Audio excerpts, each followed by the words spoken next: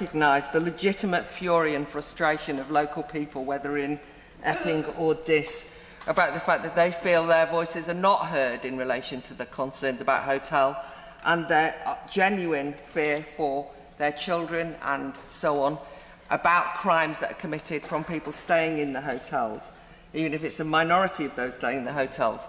And secondly, on misinformation, does the Minister acknowledge that some misinformation can be in calling those local people... Dear viewer, by liking the video, you can help it reach more people. ...far-right thugs, which to a certain extent is the most insulting thing you can call people who are genuinely protesting. Will the Minister distance himself from that misinformation as well as the other misinformation he's mentioned? I would say to the Noble Baroness, the line is drawn where that protest leads into potential crimes also. And in this case, the police have taken action to arrest and potentially to charge individuals in relation to crimes, which equally will go before the courts and be determined in due course.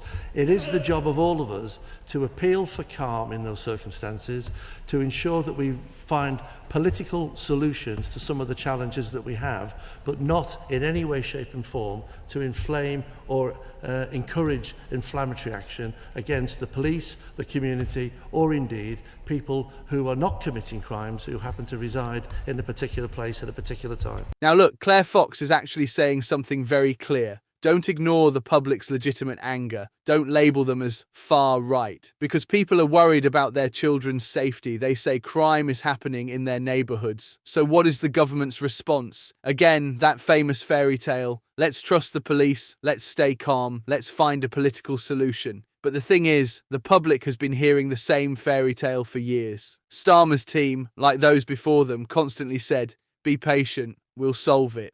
The solution, nowhere to be seen. When people protest, they are immediately branded far-right thugs. It's the easiest way to silence them. History repeats itself. When Starmer was Director of Public Prosecutions, there were always harsh responses to protesters. It's the same today. The media does what it knows best. The mainstream press immediately runs headlines about an extreme right-wing uprising.